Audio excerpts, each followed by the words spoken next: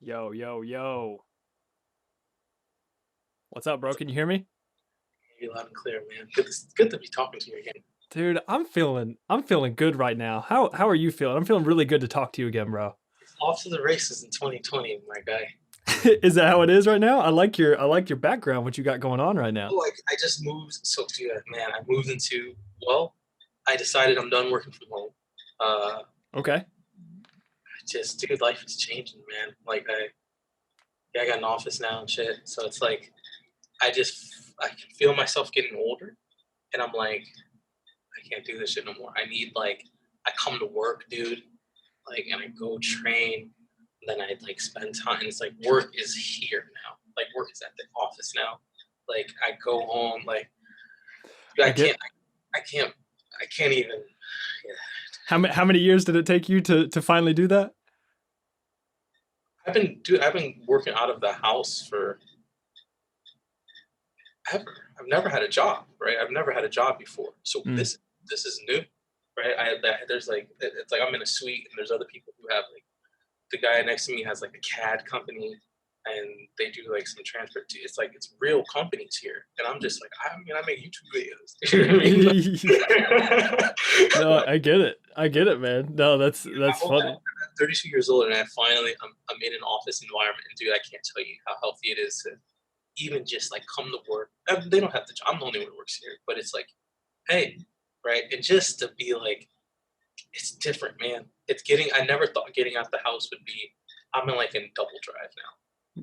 It It's makes you is it like flip a switch for you or like, okay, I'm getting my briefcase, I'm going to work, I'm sitting down and I'm getting shit done from X to Y. not that. I think it's okay. I saw this. Did you watch? I don't know if you want to start, man. You start. You start. Okay, perfect. Bro, we're starting. We're Okay. we're we're All right. we're going, man. So We're going. I watched. Did you watch The Irishman? I The did actually. Okay. So I loved it. Obviously, I'm a huge Scorsese fan. Goodfellas is my favorite movie of all time. There was this one tiny part where Robert De Niro, he's talking about Joe Pesci and his partners. He's like, yeah, he had partners with all these operations. He's like, no one keeps all the money. And that's something, when I heard that part, I was like, what I'm basically doing with my business right now, other than my CFO, is like, I am keeping all the money. Mm. And be honest, I've had a six-figure business in de novo, right? So I knew how to have a company, but I've never had a solo entrepreneur six-figure business on my own, right? And when you see all that money, you want to keep it, right? Mm-hmm. And you can almost forget that a business takes investments. So I think when I saw that part, it's stupid. It hit me. It was like, I'm doing good. I'm not going to fall off. I can keep up above water. But if I truly want to get forward, I need to start making real financial investments into my business. So I think the first thing for me was invest into a real space. This space to me motivated by Casey Neistat, right? Yeah. I think seeing how Casey Neistat, at least when he was in New York, what he did with Yeah. this space and how he went home, 368. dude, game changer, It's right? crazy. It's So crazy. the thing, it's like, don't get me wrong, I like the people in this building, but it's like I have to give them a good chunk of money every month to get my gas revved up, right? Um, I got some new hires on this year. I'm training some new people, so I'm just basically bringing on a new staff, and I have a budget for it all. And the budget's scary, but it's like it's either save all this money, right? Keep grinding, and it's good to have that much money in your account, or Mm-hmm. it's like, dude, pour some back into the business, pour some back into the thing that made you to begin with.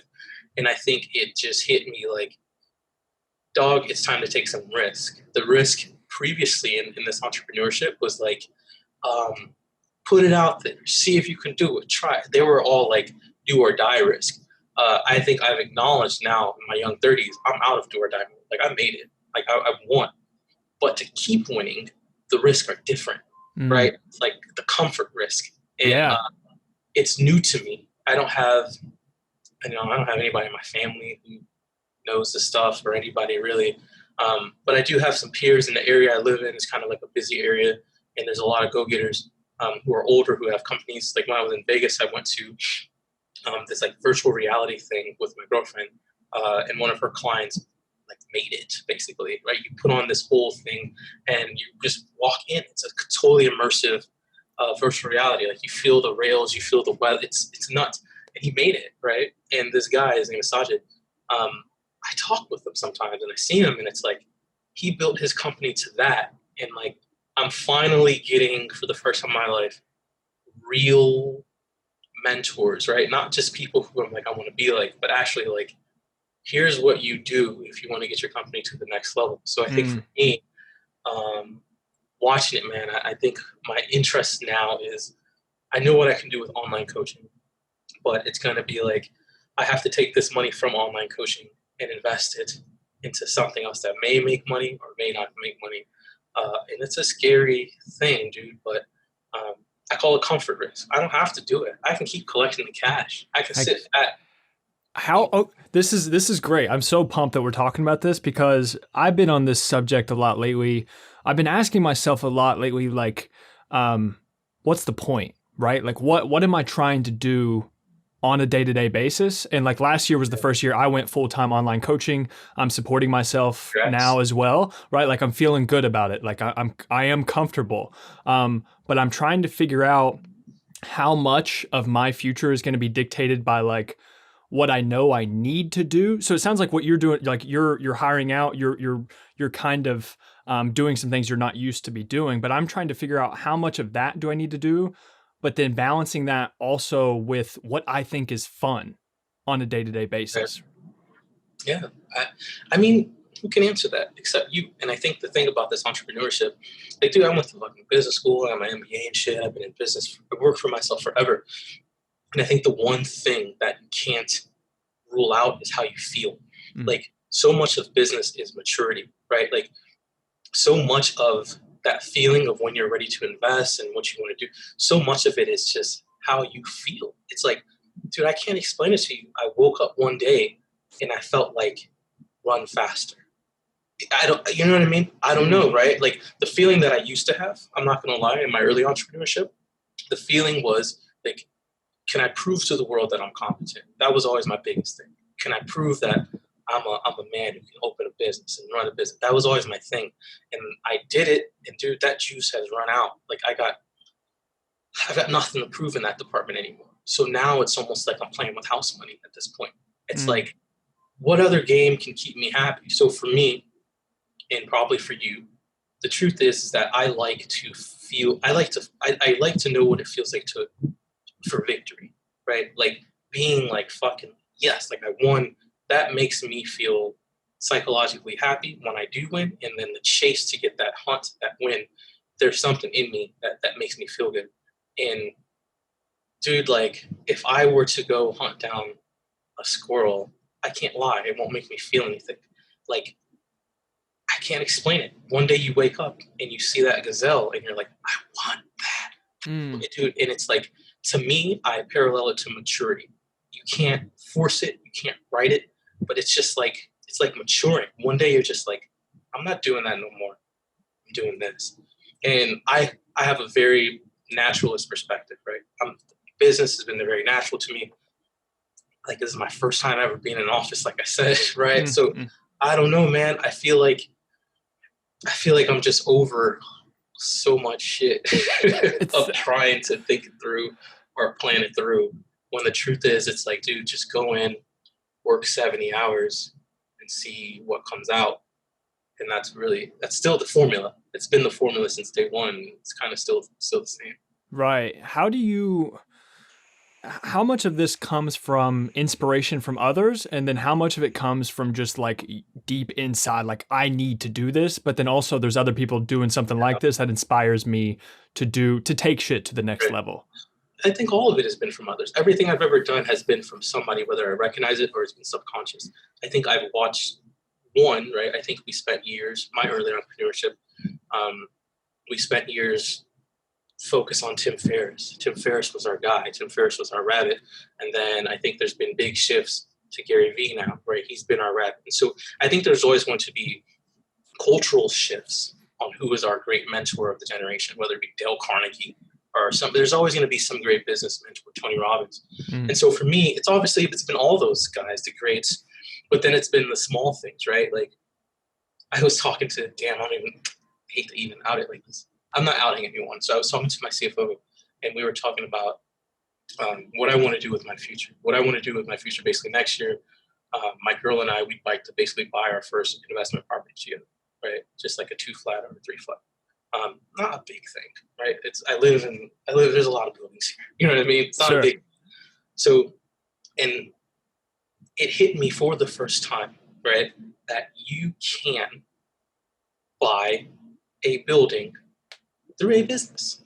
Like, and we were talking about Mark Bell, and Mark Bell owns a building through his business, owns a building through personal. I think for me, finding out things that I didn't know inspires me. So don't get me wrong, Mark Bell has had me at his gym. He's had me on Super. Like, right, I went out there. I thought it was impressive. This was 2016, but it didn't inspire me then. I'm finally mature enough now to be like, wait, he owns that building? The business can put down money, not a person, right? So it's like, I get inspired on a micro level and a macro level, right? Obviously, there's shifts that go on in culture that I think all inspire us. But I think overall, whether it be the small person who's inspiring me on a micro sense or the big person, these people, they make you realize what's inside of you, right? There's a lot of dialogue and conversation that goes on where I hear people talk about things all the time, and I'm like, I don't identify with that. I don't feel that feeling. But there's so much information out there that I can hear someone speak, and it's like they're talking to me, right? And every now and then you get one of those people, whether it be like Joe Rogan does that a lot with people, right? A lot of people identify with him, or like Oprah does that a lot for a lot of people. So I think these people have made me realize how human I truly am, what's really inside of me, because the truth is I have no idea what I'm doing, but I'm just trying to chase a feeling. And these people have helped me say, hey, if you can XYZ in business, you'll accomplish that feeling you have inside. And a lot of it goes back to that day one stuff, whether it be I want to feel competent, I want to feel like I'm winning, like I played a game good or something. It's all just games and the same shit, right? We're all just trying to play a game at the end of the day. So I don't know, man. I don't know. I'm not going to act like I know or ever know, but I'm just riding the wave that's taken me. Bro, I love when you say that. I love when you talk about riding the wave, because it just manifests itself in so many different things. Dude, because the reality is you have no power. Like I'm not a religious person, right? I don't think any one God or many gods have the power in my head. I don't think that, but I do think that this universe, I was just kind of plopped in here, and I can manipulate things on a small scale, right? I can manipulate someone's ability to build muscle in the grand scheme of life, right? It's not a lot, or Lucifer, it's not a lot. Preach. Right. I have God-given power to do small manipulations, but the real manipulation. So it's like I think about it like this. I'm like a chef on a boat. I can make great food and do all this stuff on the yacht. But the yacht itself, if the wave comes, dude, we got to go where the wave, like the power is the wave. The power is the water. Like I'm not the power, like, right? It's these big generators of energy, water, wave, energy, whatever you want to call it or liken it to. And I think the more I realize that most of it is luck. I was born in America. I'm not even gonna lie, male, a decent IQ. Like I was just born into a very good wave. Man, you better ride it, right? I'm not gonna go on and complain. Well, I wish I do. Take the wave you got, ride that bitch out. And a wave oscillates and collects more water and gets bigger and bigger and bigger the longer you ride it and without crashing off, man. So ride the wave, dude. I say that not lightly at all. Really. I get it, man. I get it. And yeah, I do love it. I've talked a few times at my work talking about the new wave of fitness. And it's kind of, I don't even know what that even really means, but it stems something of what you've talked about, but it's essentially just, I feel like too many people get caught up in making fitness more than what it is. Like you said, you talk about you can help people with muscle gain, you can help people lose fat. They lose perspective on what it actually means in the grand scheme of riding the wave, right? I think so. But I think that's the beauty about fitness, right? I think there's multiple perspectives, and I don't see this anywhere more than when I go through the Arnold. And I say the Arnold because it's center and you see both sides of the countries coming together. So I live currently in Chicago. I've lived in Tampa, and I've lived in LA. And in all those times I've had a career in fitness, I've seen what fitness means to many people on both sides of the country. In Tampa, I met so many people where fitness was like this life-saving thing for them. Like what fitness meant to them was like, did some time in jail, or I had a divorce, and like for them, fitness really saved them. For people in LA, it's just another layer of LA. It's just it's the Mercedes Benz. You know what I mean? Right. And so for me, I'm just dude from the Midwest. It's a mix of both. You get here, but you get a lot of people who see it holistically here, right? And so it's not like I came up with this whole fitness thing is good for your mind and stuff by myself. It's been around since yoga in India, right? Since forever. Mm-hmm. But I think the main thing for me, right? I'll be honest. I was healthy when I started fitness. I didn't have any psychological issues, or I wasn't abused. All of this is luck, mind you. Right now, I worked hard not to be abused or anything. But I came in with a healthy mind. I had no drug issues or anything, and I was already fairly powerful. And this thing made me more powerful, right? As a human. So my perspective on fitness will always be that. That doesn't knock anyone who legitimately had a 7-year heroin habit and going to the gym every day for 3 hours a day helps them, right? I competed last year against a guy who did 2018, I should say, against a guy who did 7 years in jail, right? We competed together, and dude, we got along so well. He reminded me of Mike Tyson. He just looked like he was going to eat, right? Yeah. And his energy was different. I mean, his energy was just like this. He spent 7 years upstate. You know what I'm saying? Like his energy was different. Like for him, he did his first show. He told me he went pro with his fucking what's the thing on your ankle? Home arrest, whatever thing. House arrest. Dude, yeah. Like he had when he was on parole, he did his first show with that on. So for him, breaking away from his old life that he spent 30 years doing, and now at 37 or however old he is with his children and having honor and showing up when you're saying you're going to showing up and working hard and having those, I guess, utilities of competence, to him, fitness means everything, right? That never meant that to me, right? So I can't short his experience for mine. I can only speak for people who have a similar experience to me in what lane fitness speaks to us. So I speak to my people. I can't speak to that audience. It's legit. And that's the beauty of fitness, that it fits many people. It fits, to be honest, it doesn't matter if you're battling cancer or recovering from, a bad relationship. It can fix about anyone. And if you're not fixed, it can make you stronger. And it's mind blowing, the way that you can apply the barbell or the dumbbell to a person in any situation. And it will always make them better 10 out of 10 times. Right. I guess I have to ask now, like going into 2020 and things, like what are your fitness goals looking like for this year? Do you have any right now? How are you feeling? What's your perspective right now? For the first time in a long time, I have a genuine interest in getting jacked. Like I just want to eat. Okay. I don't think I've done a legitimate not bulk, but like a legitimate, I want to eat. I had someone really train like fucking hard, like get in there and tear it down and then go eat some big bowl of rice, right? I haven't done that since I was in college. Yeah.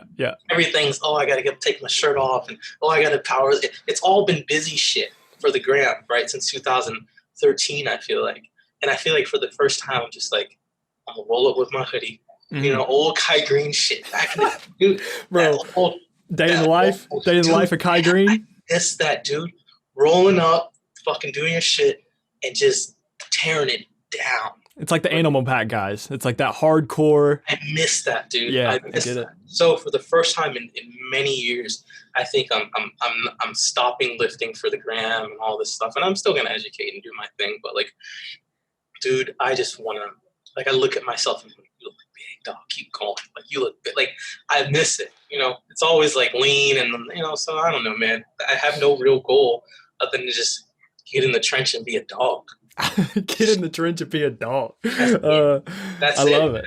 I love it, man. You need that sometimes. You need to just like, dude, just shut up, stop pondering, like stop thinking, just go and fucking put in the work day in and day out. Like just go and get it. Oh shit. No. It's a very simple goal. No contest, no federation, no competition. I just want to work really hard here, sign off, put my earbuds in, and go be it. Just get in that motherfucker. I get it, man. Like you used to. Remember when you were young? You used to. Bro, the gym was my highlight. Like I was ready. I was ready for school to end. I was gonna go to the gym. I was go to 3 hours. You didn't care. Oh you no, 3 hours if you wanted to. Right? No, bringing snacks. I want to full circle get back there, right? And I kind of started this end of 2019. I kept saying like, damn, like I need to lose some weight so I can do some shoots by spring and blah blah blah. And I kept feeling myself like I would say that, and then I'd be like, I want to eat though. Like I want to eat. Like, and I was like, okay. You gotta make your mind up, right? Like, there's obviously a dissonance between what you want your body to do for your career and then what you want for your own personal self. And I think for the first time in nearly, I have to be honest, 10 years, I'm doing what my body wants to do for Ryan's enjoyment, not for my career or my competing history. Like, I just want to get in there and be a dog. And that's the way that I got good to begin with. I just got in there and got it. I just went there and went after it. So, I don't know, man. I'm getting back to that. I just want to be huge. I want to not fit shirts anymore. I want to fucking. I get it, man. That's the wave you're riding right now. I completely understand. I'm gonna ride it. You know, I'll do mini cuts and stuff. But yeah, of course. Do you think that does that stuff for you ripple out into other things? So like you got the space now. You've got some work projects you're working on. You're trying to go hard in the gym. Does like that mentality carry over throughout the entire day? Well, yeah, I think a part of the mentality, part of the baseline is not the deficit mentality, because the deficit mentality, in my opinion, is increased paranoia, increased anxiety, increased food-centric behavior, right? When you're hungry, you feel it, and all you're thinking about is meal, how many of this, how many, oh shit, if I can get maybe some wasabi-flavored almonds instead of right? So much of your mental space is rented by food, because, excuse me, I'm not saying it's unhealthy or an eating disorder, but to be good at losing weight, it takes a lot of work. Dude, but to be a dog, don't take nothing. It takes spirit. It takes heart, right? So it's like, if I can in the gym, the cornerstone of who Ryan currently is getting there and just go fucking bark, get it. Then I'm gonna carry that over to the office. I'm not, dude, just come in here and get it, right? Like when I'm in prep, I'm so organized and efficient, and I have times and deadlines, and my work is the same way. I have limits and blah, blah, blah, and blah, blah, blah. Dude, I just told you the time. I was like, I don't know, let's podcast. I don't know, I just made it up, right? I made it work, right? I had a meeting before this. So I feel more free. I feel more creative. I'm not hungry, so I feel more, I feel funny. I feel like I have my full personality. I'm just really enjoying training for the first reason I got into it for. And it took me 10 years to do a lap fully back around it, right? Always afraid that, you know, if I can't take my shirt off this year, if I can't squat 600 this year, no one's going to care and all this stuff. But I think people, I'm really starting to value for the first time. And it's part of just growing up.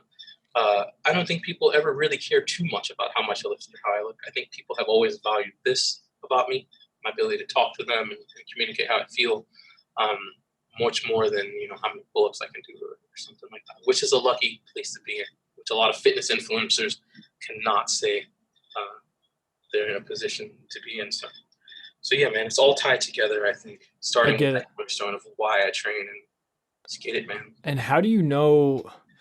Sometimes what I struggle with is I do have that phantom Gary V in the back of my head. This could be with the gym or with work in general. How do you know when to go all in, when to be a dog, and when you actually do need to rest and pull back without just being like a lazy bitch, you know? You know what, man? You know what? It's all in here. When you got it, when you really got that day, dude, you like when you're in the kitchen eating your last meal is when you know. When you're in the kitchen making that last meal, when you've crushed the day, you just, dude, you know it. You're right. You know it. You're right. When you didn't, dude, you're tight. No one can fucking you feel like a failure. No one can talk to you. I think it's so simple, dude. Like, go in there and fucking get it. Shut your head up. Shut the fuck up. Just go and get after it, dude. The first hour or two, it'll probably be a lot of busy talk up here. It'll be a lot of, I don't know, should I do this first? And maybe, like, if you just sprint, just start running as fast as you can, the day always will sort itself out. So I'm in that mode right now, mind you, because I don't need to be precise with anything. I don't need to be precise with 185 grams of carbs. I'm not in a precision mode right now. I'm just in a very blunt, very bonds, how many home runs can I hit mode right now. And that mode can change. So you feel it, man. You feel it and you know it, which is the fucked up part with a bodybuilder's contest prep or powerlifting. You can't get that feeling, right? It's all, well, I'll wait to see in a week. I'll wait to see how my weight looks or see how this moves on Friday. But with life, dude, you've got the best, whatever you want to call it, odometer or reader in you. It's how you feel. And you know when you did it, man. So my thing is, every day I try to impress myself. And if I can really fucking impress myself, like really, like, right, you see shit on Instagram and you're like, okay, that's okay. Like, and it's okay. I try to put some shit out that I'm like, damn, I like that. Like, I put up a post this morning when I was like washing dishes. My dishwasher broke, so I had to wash some dishes. And I was like, all right. And then I was just talking so much shit about how much time this is wasting, dishwasher. And then I thought the post I wrote today, I thought it verbatim. And I was just like, I just took my phone and I just wrote it. And I just posted it, just straight, no thought or anything like that. And it was a real natural thought. And dude, that's what it is for me these days, right? This is Ryan speaking 2020. This isn't Ryan last year, 2 years ago. I'm back in freestyle mode. I'm back in whatever mode. And I think a lot of it is trusting that, if you're a vet, if you've been working on this game for 5 years, 6 years, trust that you've built a good skill set in your business for 5 years, 6 years.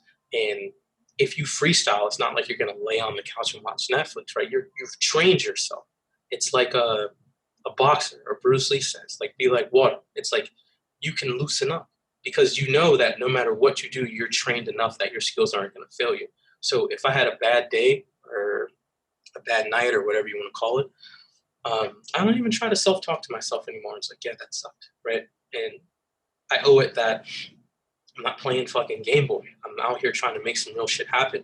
And so, if there's 365 days and I'm doing something that I know very few people can do, I should expect at least 150 of them to not go so well. I'm not playing Fortnite. Like, I'm doing real life here, right? I'm not going to get a S plus or whatever the fuck it's called ranking every time. Like, some days I'll be E negative or whatever you want to call it. Like, and that's that's the game, man. It's like, it's Gary Vee always says, right? The batting statistic. It's like, if you play baseball and you can hit a ball a third of a time, you're a great baseball player, right? And it's the same thing with fitness or business. It's like, I just have to know how I have to take them L's, be a man about it. When the L's come, and move on and try to get a dub the next day. I mean, it's. Have you always been like that? Sorry to cut you off. Have you always been like that? But like with your L's, because I know you made a post on that the other day, and I wanted to bring that up, and I really liked that post about not taking those L's personally. Has that always came easier to you, or like? No. Anything I talk about, anything I ever talk about, is things that I'm terrible at. Anything that so like one thing like one thing I never talk about is like nutrition. I'm just like a natural, just fucking count the shit. You know what I mean? Like, you never hear Michael Jordan talking about the technical game of basketball because he's just a natural, right? So naturals generally don't have a lot of insight or depth of what they're doing because it just comes natural. For me, I feel like I'm so bad at the mental game. I'm so bad at getting out of my own way. I'm so bad at accepting that the L's are. So I've had to come up with all of these rules and laws and perspectives to keep myself up and out of the hole. So anything you hear me talking about, I'm generally very bad at, and I've had to work very hard to come up with that perspective. And I think that's why I decided to share it with the world, is because, like, man, I had a really, really, really dark and abysmal day yesterday dealing with this thing, but I got this perspective that really helped me. Maybe it can help someone else or something, right? But Yeah, dude, a lot of shit's hard for me. No, I wouldn't say I'm a natural at anything I talk about. If I'm a natural, it's gonna be like, I don't know, man, just do it, and that's how most naturals are. You know, Right. say If you don't care to share, what are some things like in 2020 that you are trying to improve on, that shit that you say that you're bad at? Is there things hours worked. hours worked? Okay. My girlfriend is in some ways very inspirational to me. She is not very wow. I was gonna say she's not very smart. The word should be she's not very uh, highbrow university smart, right? Mm. Like we went to dinner the other night, and like this guy and I went on talking about like, yeah, I mean, we went on talking about politics, and we talked about like Alexander Hamilton and like the original meaning of the Constitution and blah blah blah. Like, dude, I'm like smart. I can talk about shit. She's just like, yeah, I don't know what the fuck. She's one of those people like she doesn't know. She's like Gary Vee. She's true. She's a true Gary Vee. She Mm. can't talk about shit, but dude, she makes more money than anybody at the table. You know what I Mm. mean? She shows up. She wakes up. She does the work, and when she needs to be good at something, she's the best at it, right? Mm. She can't tell you shit about Alexander Hamilton. I could. She doesn't waste her time on anything that doesn't get to the thing. Like she's a pure bred. I call her a transactional entrepreneur. She wants to be like, where's that money? What's in my way? How can I get to it? Dude, no second guessing, no sidestepping. She's just like, give me. Like she's like, she sits with the CEO and says, give me that. Like, Show me the no money. fear, no fear. Yeah, yeah, yeah. It's inspiring to me, right? And that's her thing. I'm trying to be more like that. I've always been like, well, and I've had like 5 thoughts when her thing is just like no thought, this, right? So while our success thing looks like this, hers looks like this. Bro, I'm the same. It's so funny because me and my girlfriend are very similar in this. So she's in New York right now, going to law school at Cardozo Law School, and she has her thing is like zero possible risk, and she's just like not. She's just like straight line. She knows what the fuck she wants to do in life, and she is not stopping. I promise until she gets there. Amazing. And it's just like I admire that so much because she's not wavering, and she is ready to bulldoze everything in her path. And for me, it's like I would have a lot of, like you said, contemplation and be philosophical and probably overthink things, or like figure out if I'm trying to do this or that, or whatever. But like, So I think that's a beautiful thing about fitness and business, which is why it's my two passions. It's because her thing in business is like, you can be Wall Street, money hungry, or you can be like, I have a purpose that I'm really trying to achieve in this. And she wants a purpose, and she's like, boom. Me, I'm like, how can this thing support my creativity? How can this thing support, right? So me and you are in business for different reasons than she is, than our girlfriends are in the business or their career paths. And I have accepted that, right? I've accepted that, dude. Like I've left, I can make double the money if I truly wanted to. If I wanted to cut all the philosophical riffraff and write programs, dude, I could crush anybody, right? Like I could be like I did de novo, right? I know how to do it, and I did it for years. And dude, when I came out the end of de novo, I felt stupider, less creative, because dude, I sold powders and I did it well, but there was a part of myself that I was shutting out, right? I wanted time off to fucking, I don't know, I want to read some books and shit. I want to do shit like, and I feel like there's nothing wrong with that if you're talented enough to do it, right? If you're not talented, you don't have room for it. But yeah, dude, that's my 2020 is work more hours. It's very simple. And I think I've done it when necessary. There's some years where, I've worked 30-hour weeks. There's some years where I've worked, God, and de novo, I couldn't even tell you, right? Like I've worked endless. But I think this year is one of those years, again, where I'm revolving back to like, this year is just going to take on hiring more people, investing more in the business, and working more. My goal this year is basically people know what Ryan is, the Natty Pro is. My goal this year is for people to, if I were to, by the end of 2022, ask somebody like, what is Fortis? I'd like somebody to be like, it's this, right? Because right now, the brand of Fortis is like, oh, it's Ryan and he has coaching under it and it's a vague type of thing. My goal is basically, like I said, I'm interested in the company now. I want to bring on enough people and people to be like, Fortis EQ is this. Like if I were to ask you what is, that was almost problematic. If I were to ask you, let's do something current. If I were to ask you, what is Renaissance periodization? Okay. You can tell me very clearly. Right. So my goal is to do the same thing with Fortis, not with what RP is doing, but to have that extension of Mike be very clear and extended. And that comes with maturity, right? Maybe I wanted all the money. Maybe I wanted all the credit. Maybe I wanted all the glory, right? I just got off, like I said, a meeting. It's one of my guys, and it was like 2 hours, So like that's less time for me. Yeah. So it's like I'm back in that place where I'm ready to show love and give love in 2020. That's just going to take more hours. I just hired a project manager to help me manage all these people, and I'm just coming back to the corporation and working more because I'm interested. I'm interested in seeing what a company can do just on the internet, no product, right? And just see where it goes. Can you share some of the high level shit that you're thinking? Like what do you want Fortis to look like, bro? Like I'm curious. I want to dig out some details here. I want to see what your vision is. What are you thinking?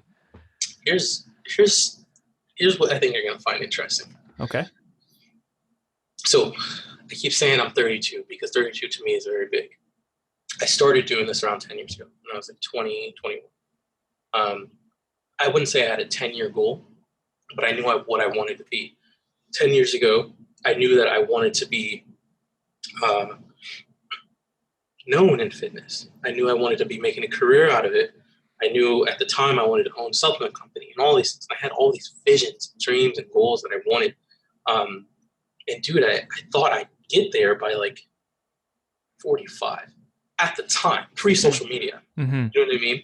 Yeah. And so social media has accelerated that. Right. I've skyrocketed, and all of us have skyrocketed because of social media, right? You don't have to wait for GNC to call you, right? Like I remember some years ago when I was actually on that call with GNC, right? All these things I wanted, and I did it.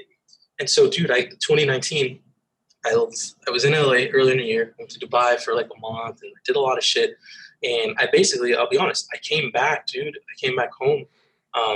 My girl is here, my family's here.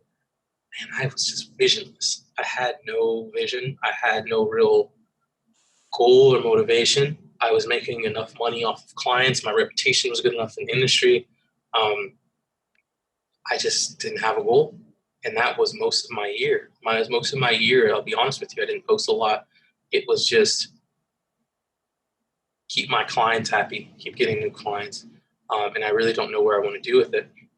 So fast forward to where I'm at today. I just got to do shit and it'll come.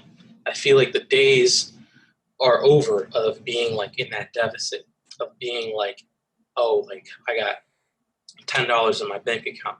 I got to go and get it, right? That thing that motivated me in the beginning, that will never come back, right?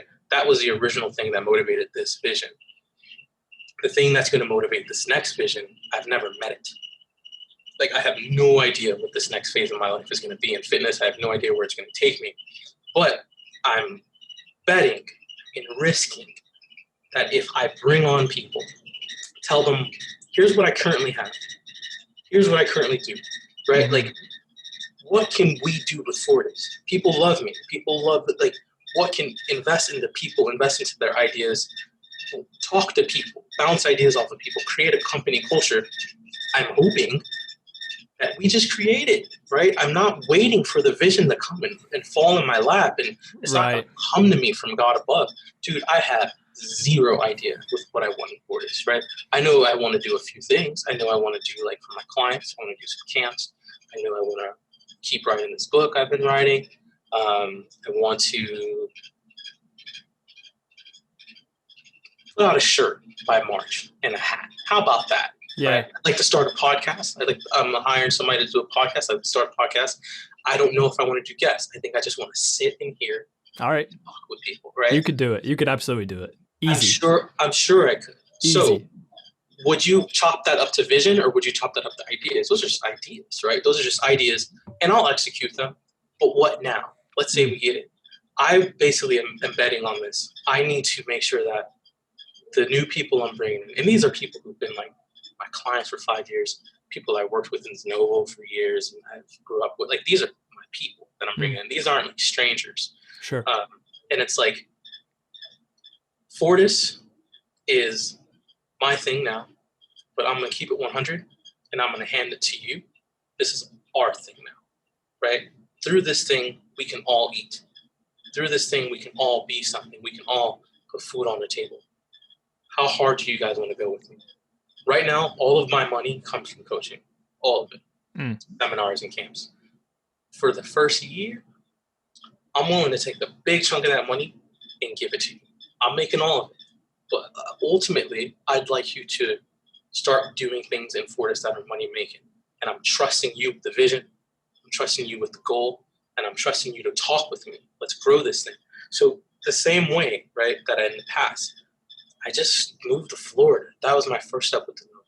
I didn't fucking know powerlifting, lean. I didn't know, man. I just did it. So I feel like I'm so comfortable that I'm never going to naturally do that again. And I'm now at this point where it's like, times are good. Times are really good, dude. The brand is good.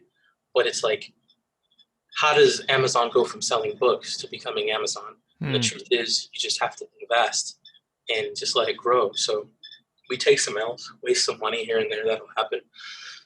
But if you work a lot of hours, it's the same thing with training. If you just put in a lot of volume, something's going to come up, right? So, yeah, if I sit, hope for something to come to my lap, it'll never come. But we just have to work and keep our head down, be a dog for the next year, right? And you'll remember this conversation. Something will come out of it, and you'll be like, dude, holy shit. And I'll be like, dude, I didn't see it. Right? And that's how it always goes, man. Like, dude, I remember you. You used to be the kid who comments on all my YouTube videos. Every time. That's what you were to me. Right. Right? Could I have ever, don't get me wrong, I always showed you love. I never talked you down to that. But, like, I get it. I could have never, I see you now. You have your own following. You have your own shit. And I'm like, this is the kid who used to comment on, like I even told Canoe today, right? She's been with me forever. I said, yeah, Matt, I'm doing podcasts with Matt. She's like, oh, the kid used to comment on all the, dude, like, we'll always know you as that. Yeah, right. It's crazy. The kid used to get top comment on all my videos. Yeah. You could have never seen the vision today. All you did was just bang your head against a wall for 10 hours a day for a few years. And you're just like, oh shit, I got a lot of followers. Oh shit, maybe I can take some of you on. Oh shit, maybe I can talk to this. Like, and you just humbly tried shit. And so I feel like you can never lose that. And I feel like I spent 3 years straight away from it. And I think a lot of the reason why I strayed away from it is because I took so much goddamn risks in de novo. I was like tired. I was like exhausted after it. I was just like, I needed some safe. I just need some money. I need to have a lot of money saved up. I need to feel like I got clients. I'm good. I can travel. I have my freedom. And I did that. And it's like, okay, I'm making like top 40 songs, pop songs. I want to see if I can make like some music I want to make again now, right? Like, and what that is, I don't know. I just put my trust in the hard work, communication with people, discovery, trying new shit, going back into the woods, man. Going back into the woods and finding what was originally there, just stumbling upon shit. So I'd be lying if I said I had some vision or something. I'm not in that place right now, right? I'm very successful with what I've done for the past 10 years for step one of getting established. And I think the step two, this more mature phase, which you make it, you either phase out like a lot of people do, you get comfortable, or you do some new shit. Kick it up a notch, yeah. Just fucking try it, man. So I've been trying shit, dude. I get it. Is that it? Were you gonna say something else? No. Okay. Do you struggle at all with all that being said? Is there any ego or also fear of it all going away or something by like passing the baton on, because now you're going to have to trust other people to share this, whatever, the vision, the fortis of what you're talking about. It's not just on you. I feel like I find a lot of comfort in staying small because I want the pressure on me. I want the responsibility on me. And it's scary to me to try and branch out and to do something along those lines. Does that make sense? That's where I was for many years. Right? That's where I was for many years. And like I said, one day you fucking watched The Irishman and he's like, yo, nobody keeps all the money. Like, if you really want your shit to be where it is, nobody keeps, even Oprah has a Gale, right? Like, even like with the president has a vice president, right? No one keeps all the money, all the attention, all the glory. So I feel like, I'll be honest, I am full off of attention. I am full off of DMs. I'm full off adoration. I'm full on money to the point where I'm ready for some apostles. I hate this sounds Christ-like, but that's just the truth, right? And the fact is, like, right now you're in that mode, but dude, maybe you'll satisfy that in 2 years, right? It's the same thing as like when you're single and then you're like, oh, I'm kind of satisfied with that. I'm going to move. And dude, it's just, like I said, it's maturity. You feel it. When you know it, you know it. Which is why I keep saying I'm 32, because it came to me just recently, right? This is all new to me. And is it scary? Yeah. But I think it's a lot more scary if I were to try to ignore it and do what I did all of 2019, which was I worked only on my laptop, wherever I could, in a Starbucks or this, right? Like, and I was like, the fact is, I don't have a brain, right? Your closet or wherever your office, it's your brain center, right? Like, I didn't have one. So I was like, put the whiteboards up, put the boards up, give me a space, put the stand in that, like, let's work. Let's see what comes out. And the fact is, I'm not in a rush. And I would be lying if I said I didn't have experience, right? I've bet on people once. I know what people can do. And I think for you, whenever you get to the phase when you bring people on, dude, the biggest thing is like, for me, there's a short list of people that I know, like you, me and you. If me and you ever one day were to like collab on like a project, just think about how that feels inside when I just said that out loud. Right. Yeah. Listen. If it's not that feeling, don't do it. If it's not that feeling, don't bring them on. Right, dude. It's like relationships are relationships. The same way you feel about your girl, the same way you should feel about people you work with. It should be like, we can, yes, right? Yeah. Like, dude, it's. And I had probably a group of currently on the team.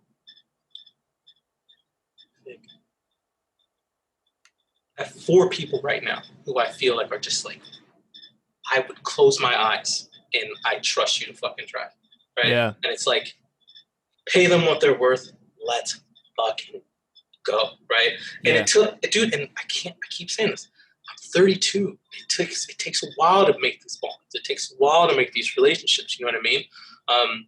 And you know them when you see them. There's some in the industry. There's some close to you. But I feel like now is the time where it's like, dude, you have these people. They're hungry. You're hungry. Try it. Right? Yeah. I have a budget. Basically, the budget I've made for it, it's like, be willing to lose all that money and be willing for none of it to work out. I'm okay with that. But dude, I'd be damned if I am not going to push these people as hard as I can and let them push me as hard as I can and grow Fortis into something. And I hate to say this, but, you know, if I've done it once before, supplements, I can figure it out again. I don't know what it is. I have no idea. I'd be 100%. No clue. I got you. Let's start where we are, right? Right. No, I get it.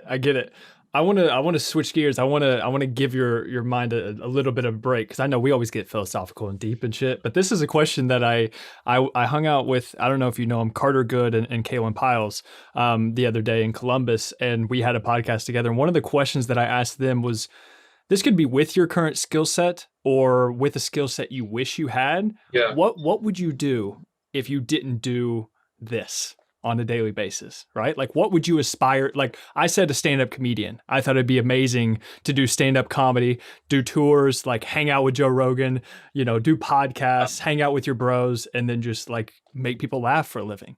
So yeah, what do you think would be This is that? like a game of Clue because it would be something with the same characteristics, right? So I always think like if I were born like 80 years ago, right? Mm.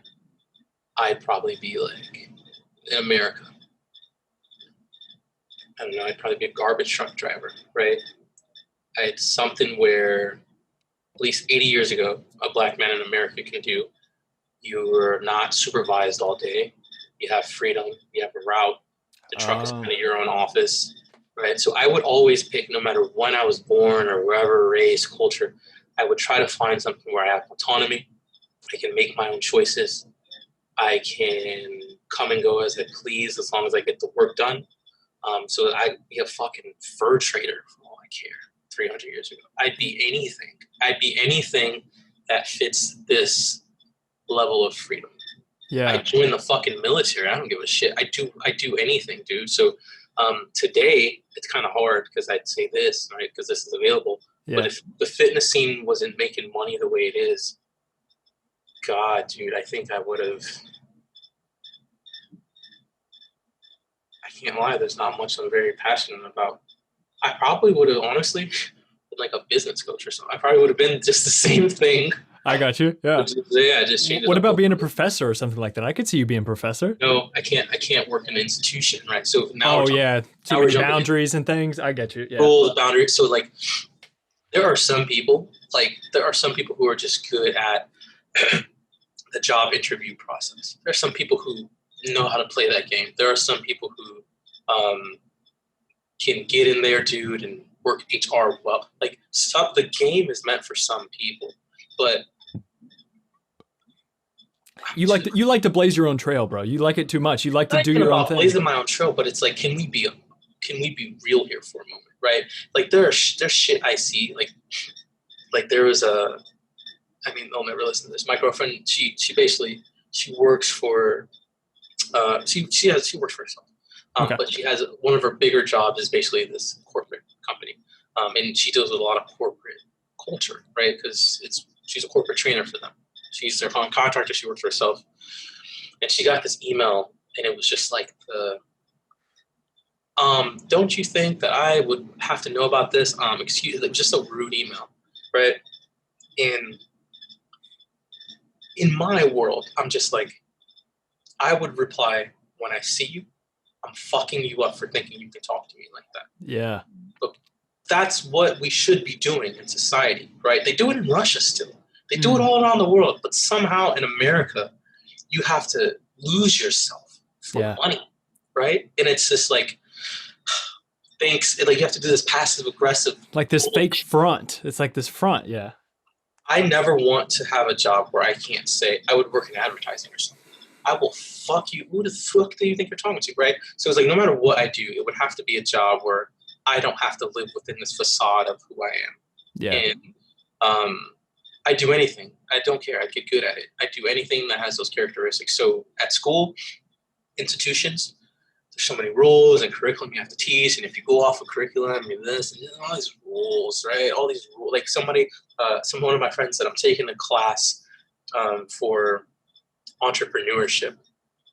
And I'm like, social media entrepreneurship. And I'm like, by the time they find out what it even is as a topic, write the curriculum, and then approve it to get it out, they're like 4 years too late. Yeah. Right? Like, there's so much that has happened in social media in the last 6 months. Oh yeah. Way behind. Yeah. What, dude? Like, way behind. Like, the feeling that I'm getting in the beginning of 2020, Instagram is now standardized. I keep hearing a lot of people saying, like, Instagram feels stale, right? So, like, it's good. It's still great, but it just feels like, all right, we're good here. Like, we get it. Like, we're trying to. What's next? Right. Then, so I get it. People are trying with TikTok and all this stuff.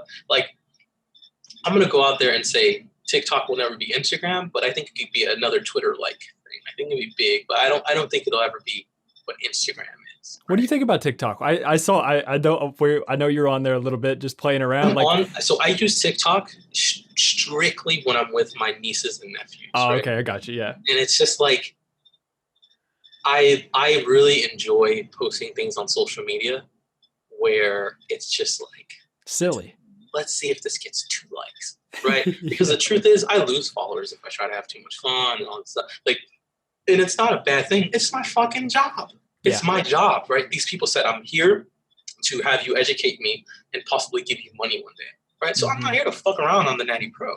But this TikTok shit. That's the main that's the main thing. Yeah, that's the main thing. I got no money tied to it, right? So there's an element of freedom, I think, that that is satisfying to me. So I think it'll take off, because I remember how much I used to enjoy Vine some years ago. Vine was like, dude, I loved Vine. Vine changed the culture of internet jokes and memes, and it changed everything, right? So I think TikTok is like an improved version of Vine that's more user friendly, and I think it'll take off mostly because it's another Vine, and 2 because Gary Vee is plugging it like crazy, right? And Gary Vee is the plug. He's it, right? Like there's no one should, I don't know, no one should be hating on Gary Vee in 2020. He's it. He's the truth. He's our social media messiah. He is done for the internet what Casey Neistat did for the vlog. He's a cornerstone player. He's a Oprah Winfrey of journalism. He is it, right? That's how I feel about him. He says a lot of ridiculous shit, sure, but I mean, he's concrete at this point, and his opinion carries influence. There's no denying it. Yeah, there's no denying it. So absolutely. What about blogging? Have you thought about, because I know you love writing, have you thought about putting up more blog posts like that? So that was the main no to that question. That was the main driver for getting this office. So somewhere in probably around like the summer of 2019, I was trying to organize my content, right? Like I have like a content planner, and like my goal is always to post like 3 or 4 times a week, right? Like I'm not an everyday post person. I never will be. Like my brain needs a break. Right? I like to bring fresh ideas, So I was trying to plan it, and basically I started doing this. There's this Charles Bukowski quote I really love, and it says, "When the spirit wanes, the form appears," which basically means like as the naturalness leaves you, you start to get more rigid, right? And you see that in everything, right? As the spirit wanes, the form appears. So like I wasn't feeling very naturally creative, so I tried to get some structure, and I was like, I've done a lot of podcasts, I've done a lot of posts, and I was basically trying to go on a mission to see like what is the Natty Pro manifesto? Like if I had to put out like what are all the topics I talk about? Right? There are some topics I never talk about. I never talk about like, I don't know, like volunteering your time. Right? I never talk about that. Right? So I'm like, okay, there's a limited range of things that I talk about over and over and over. As the year grows, I talk about them in different ways. I'd like to go through all of my social media and try to summarize everything that I've ever talked about and just have like, and I started doing it. And I was like, this is a fucking book. Like literally, right? So like like I said, dude, I never wanted to write a book ever. But if you just work enough and try to find things, you'll accidentally stumble upon things. And I think we see no better example of that than in the physical sciences, right? We accidentally discovered sucralose. The dude tasted it. He wasn't supposed to taste it. We accidentally discovered penicillin by leaving a petri dish out. And we realized, why is there no bacteria over the weekend on this small part of the penicillin, right? So much is accidentally discovered through just brute work. And I feel like in this millennial generation where we're kind of leading the charge now and where work is, there's a lot of this. And I'm one of them who's brainy and who's thinking. But dude, we cannot forget what our fathers did, which was get up, fucking just go on the line and just work a lot of volume, right? So if you can take that brute that our father's generation did and the thinking that our generation is doing, you're going to make amazing things. So for me, that's how the blog, I don't want to, with a blog, I don't really want to capture I don't want to capture bloggers, right? The style of writing I like doing is called meat and potatoes, which is essentially Mark Manson. There you go. Yeah. Which I can essentially say something that speaks to my generation. My generation loves paragraphs in coffee shops. They love banners with strong statements. They love stances. My generation doesn't like to read Cosmo article. They don't, no one, like, that's not what I want to do. So why am I writing them? I want to read what I want to read. I want to scroll on Instagram, see something short, and be like, damn. So for me, I think no one does that better than like Drake, right? Drake can take a fucking whole emotion Yeah. and put it in our generation's language for 3 minutes. Yeah. I think that's, to me, that's art, right? I like the short writing. I like Twitter, 140 characters. So what I want to do essentially with the book is take all these topics that I've talked about, and I'm not really writing it for anyone except for myself. It's like, what do I believe in? What are my thoughts? Like, how is this weight training thing shaped me and helped me see this perspective? And like I said, this thing hasn't been very natural to me. So I've had to come up with a lot of these ideas. I've had to learn from people and things. I'd like to get an aggregate idea of everything that I talk about, everything I believe in, and write it beautifully in one manifesto. Put that shit out. People rock with it. They rock with it. If they don't, they don't. But I think for me, it's what I'd like to see. I'd like to get to know myself more. And I think it's a philosophy book, right? We have seen, like, Jordan Peterson. He just wrote a philosophy book about his own issues, right? We see him currently, he struggled with depression and he had to go to rehab, right? But this is a man who struggles. These people who are great philosophers, we struggle. We don't come up with these great ideas because we're natural at it. We hurt a lot. So we have to really, like, you don't write 12 rules for life and not feel what that man feels, right? It's like you have to have the contrasting ends of those emotions. So I feel like for me, I'm not as great as a writer as him. I haven't spent my life in academia. I'm not a writer at all. I got a business degree. But I think for fitness, there has been no real philosophy book of what the dumbbell and the barbell means and what it means to me and people. And I'm going to attempt to put that together best I can in a consumable package. I have no deadline on it. I'll let it grow as it grows. If it grows 10 years and it keeps getting better, if it's done in a year, and that's my goal, man. So that what I hope will be my first like actual physical for this project is like a publication of that. Right? That's, like I said, that's not a real vision. I don't know. It's just I just want to write a book. I'm not going to copy and paste a bunch of posts I've written through the years. I actually want to put it together. Yeah. And see where it goes. So. Right. So you don't have any hard release date on that? Oh no. Still in the works. Still in discovery. I got you. Yeah. Right. Like and that's the thing. It's like, what is a real philosophy book? Like, I think sometimes when we read books, we forget like this is someone, in 400 pages speaking 10 years of experience. Yeah. You're right. Like, I think at times it's hard to forget it. And then with academia, we have this culture in school where it's like you write the essay and you're just writing fluff just to get it out. My goal is just to write what I truly feel has changed my life, transformed my life in this industry. And in some ways, I think it can be my final piece of work that I'd really want to do in this industry personally, as a personal person, right? If I can put this out, I think I'd be done. I think I'd be ready to walk off in the industry, start making some money in other places in life. I'll always be a part of the industry. But I think this great thing, like I said, it could be 10 years. Right. Right. I think this would be my great piece. Sells 10 books or 100, I don't care. I just want to get it out. I have a feeling you're going to sell a lot more than that, bro. A lot more than that. And I'll be the first fucking one in line, I promise. I'll be the top comment and also the top buyer of your fucking book. I was thinking, I was like I was saying about my people. It's like, who's that list of people that's been riding, right? Like that, like you send that copy out to them before it comes out. Like, dude, you like some of the shit that I find myself writing. I'm like, I said this on a video blog 9 years, right? And it's like, yeah, you've seen me and I've seen you comment to this person. Like, you've seen like me talk to a camera for 10 years and these thoughts come to me, right? So it's like, it's all been very live, right? This has come very naturally. Like, I realize something, I say it. I don't do videos much anymore because I write more than I talk. I used to talk to a camera all the time. Now it's about writing. So I'm not a writer, dude. I see writers all the time and they're so writer-ish. And I'm not that. I'm not a writer, right? I don't have some mood I need to be in. It's just like when the genius visits your brain, purge it out and when it leaves, it's gone, right? And Yeah. that's basically how I'm operating and trying I to love work. it.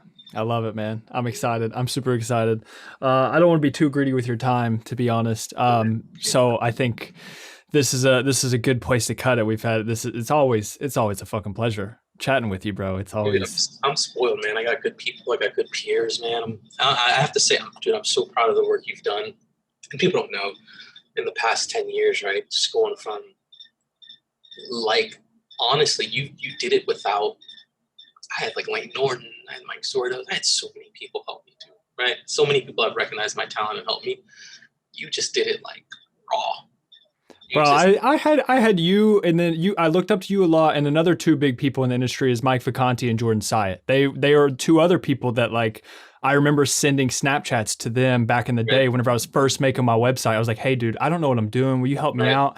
And then I just visited Mike Vacanti in New York the other day in his apartment, and we had a live podcast one That's on one. crazy. You know what I'm That's saying? crazy, Like, that's man. the shit I live for. Like, I love that so much. But I just, Yeah, it's you guys were the role models that I've looked up to for a long time, and well, dude, I'll be honest. I didn't know what I was doing then, and I'm glad you could be a role model then. And I'll be honest, like I said, I don't know what I'm doing now, but hopefully, uh, my venturing back into the woods and hoping to find something can inspire you when that time needs to come. So, yeah. Absolutely, man. Absolutely. I'm stoked for it. I'm here for it, man. But okay, cool. We'll end this with where can people find you? Google, I guess nowadays, right? Google, Yeah, Instagram. yeah, yeah, yeah. I somehow years ago discovered that I wanted to be the Natty Pro, which is a very common name, and I kind of have rights to it, I guess now. So the Natty Pro on Instagram, um, Natty Pro on YouTube, Natty Pro on everything, all social media outlets, and then my website is fortiseq.com. Right now, the website it's a complete website, but it's predominantly about those interested in coaching, how we merge all the things with programming, nutrition, and actual coaching relationships, like these conversations and just growing in-depth relationships with people over time and really trying to create an old school coach client relationship, not just sending data in spreadsheets, which is a foundational part of it, but just really trying there. So a lot of info on that on fortiseq.com, fortiseq.com. That's about it, man. And you can find me here on this podcast. Yeah, I love it. I love it. Thank you so much. Again, man, I'll put all of those links in the description, and hopefully we can do this again soon, possibly in person. Those are always the best. So again, I appreciate it, bro. Thank you, man. Appreciate you. Yeah, we'll talk soon.